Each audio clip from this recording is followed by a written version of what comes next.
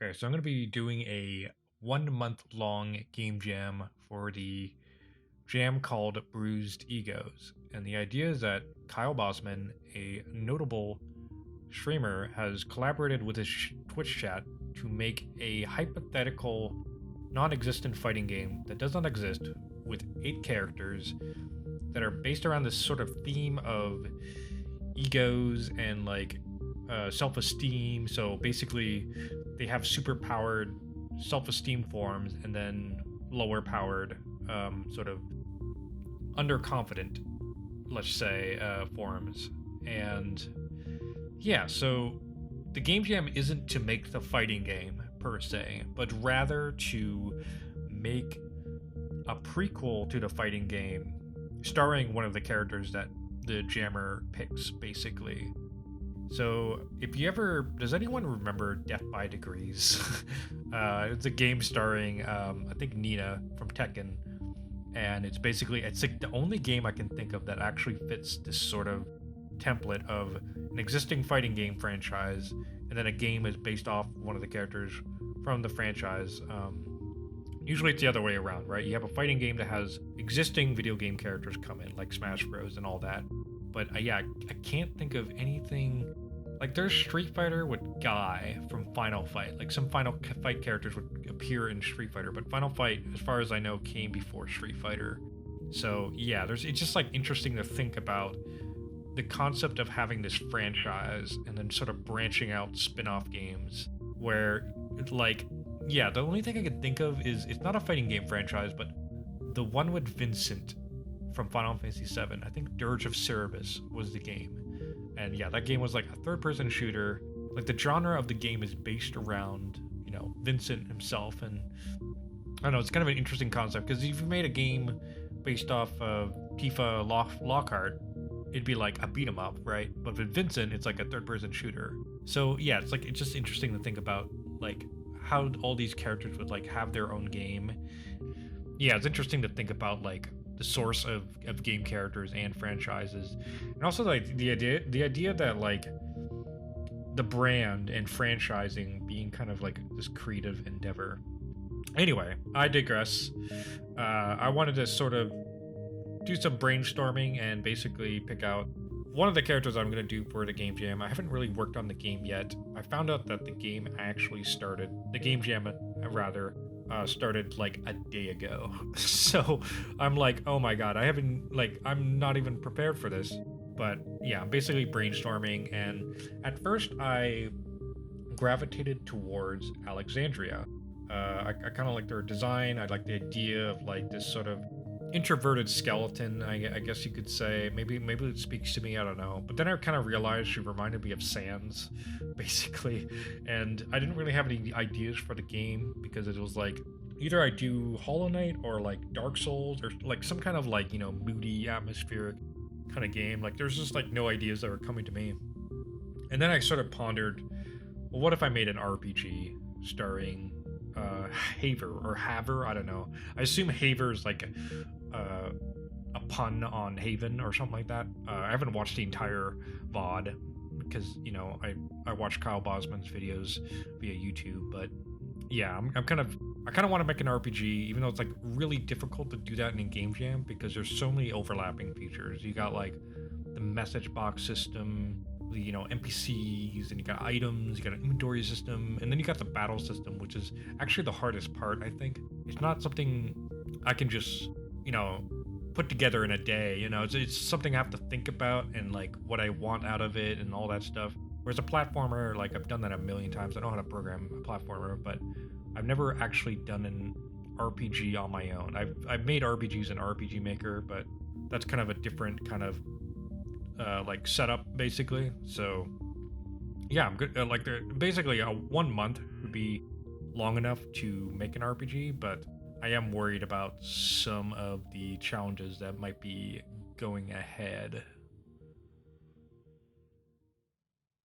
Okay, so here is my little brainstorming session on my little MS Paint, crappy MS Paint, kind of just getting some ideas out there before I commit to anything crazy.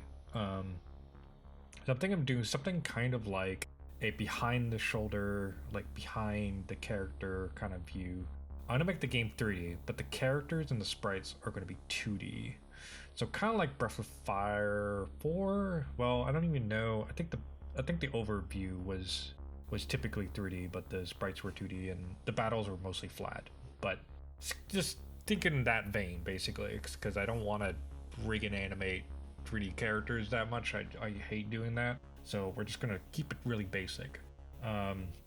So it isn't in the rules to integrate the ego mechanic, but I do like the idea of like integrating that into the actual gameplay.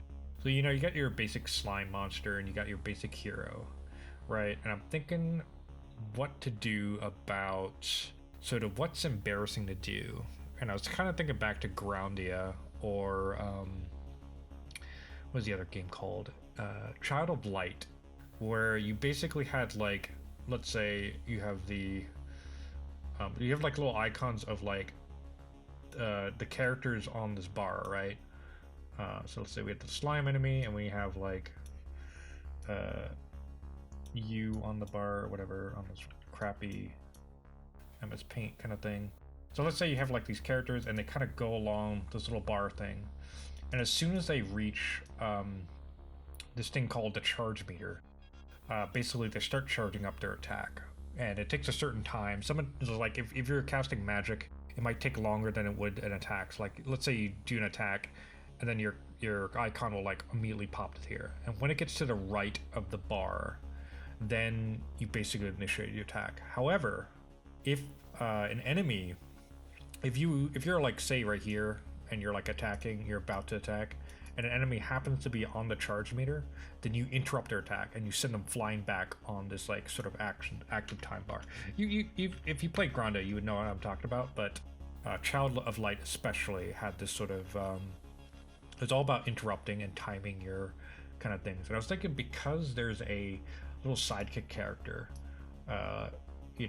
like basically I don't remember what he looked like, but he's like a little flying creature, and I'm thinking, maybe he could like, it's a really weird control scheme to think about, but basically you could have him like controlled by your mouse, and basically any time in the battle, even though it's kind of turn-based, like it'll pause the game when it gets to be your turn and you choose your attack and your magic, but at any moment you can like slow down any enemy that you want. So basically they'll travel slower on the bar. So there's basically, while you're waiting to do your commands, you would have time to kind of like assess the situation, and also like hover over enemies that you want to slow down to intentionally make it so you interrupt, or you might want to let them speed up.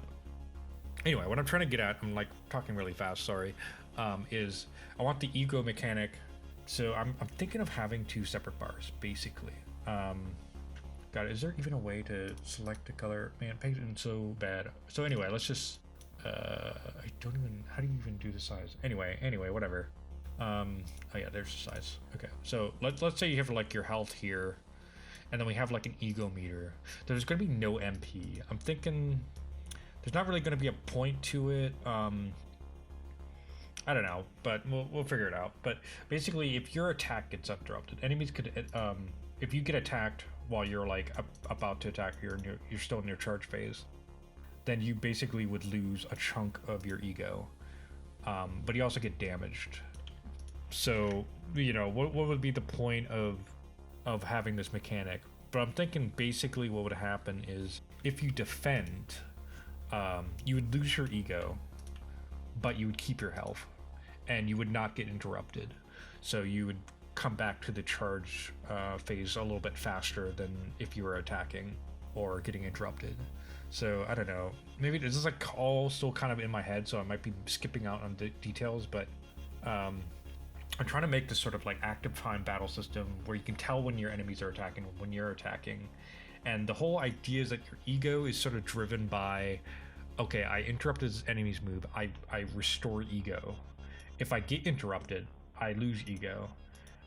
But if I'm trying to avoid getting interrupted, like with the defense move, then it's like, like you hid behind a shield. That's sort of a coward's way of doing it, It's like, really want to do that? I was thinking maybe magic, maybe like not as an ego booster. Magic, basically, the drawback to magic would be that you would have to, it would take longer to charge, so it'd be easier to get interrupted. So yeah, there's that whole idea. Anyway, right now it's kind of like all up in the air of what I actually want to do, but that's kind of like what I'm getting at. Basically, I'm thinking you could have like partners, like in Paper Mario. So let's say this is just like another of the characters on one of the other fighting game characters or whatever. They wouldn't have HP. They would just have their own ego, and they can be targeted by enemies. But the only thing that gets affected is ego, and if their ego is like below a certain threshold, let's say like 30% or like 50%, then they wouldn't be able to act. They'd just be sort of out of commission. But then, like, after the battle, they would just restore the ego again. So they're kind of like, you don't have to worry about their HP. You just have to worry about if they can act or not during the battle. And they can, you know, I don't know. The thing about partners is, like, I'm not sure if I want to have, it's going to complicate the process of, like, having to add more, like, battlers into the mix. Because right now I'd probably have, like, it's going to rely on having multiple enemies. But as for, like, you know, this, it gets more complicated the more actors that you add into the gameplay balance. But hopefully with my Paper Mario Paper Partner idea, I'll be able to sort of lower the workload just a bit. But then there's so many animations. Like, the hard part isn't even programming this. Like, I could easily program this. Most of this probably have been about a week. But it's the animations, right? If I want to have like cool moves and stuff like that. So I'm gonna try. You know, like, the design also is like, I'm not even gonna sure if this ego thing is gonna work out, because it might have that same problem of like, well, they're basically just 2 HP bars. Like in Metal Gear Solid 3, it sort of had this sort of consciousness meter, or like stamina or whatever. And if that ran out, you were basically unconscious. And the idea was that you had an incentive to like not kill guards, basically. So you had to use like crappier kind of methods that were a little bit more workaroundy to like subdue them, or you could even like take out bosses without actually killing them, although they would like blow up later. But you know, it was an interesting system, but like there's sort of this like drawback of like, well, isn't it just another way to damage the enemy? And I kind of don't want it to be that, because it's going to be like, you're going to want to interrupt the enemy all the time anyway, but if you can't, then you have to worry about your HP. I think it's kind of the idea.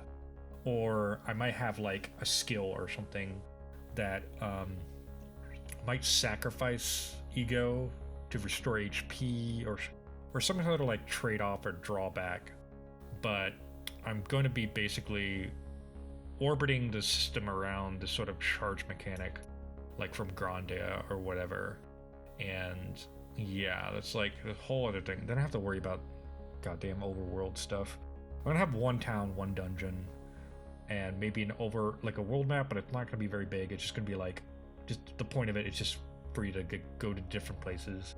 There might be like an introduction area to sort of like teach you the game and stuff, but that's about it. And I'm probably just gonna like prototype stuff out like really quickly without any animations at first, and then like spend the rest of development working on like actual art assets. But yeah, that's where my head is at right now, and I guess we'll see how it works out. I'm just like kind of worried about like, I don't know, just the logistics of not so much the actual this part, but the programming of it. I think it'll be okay, but the design and it working out, and then the animations and stuff, I don't know. Like I feel like it might be geared towards like a single character game also, so that's also something to worry about as well. Is, do I really want to add another actor that's going to take things longer to make and alleviate? But anyway, so yeah, that's just kind of my thoughts, me kind of wandering with my ideas. I still haven't even finished watching the VOD for the entire Game Jam brainstorming session that Kyle had, but I'm gonna watch the rest of that while I work on the game, and hopefully some more ideas will spring up. But yeah, let's yeah, so I'll probably make another video in about a week, and we'll see where I'm at, basically.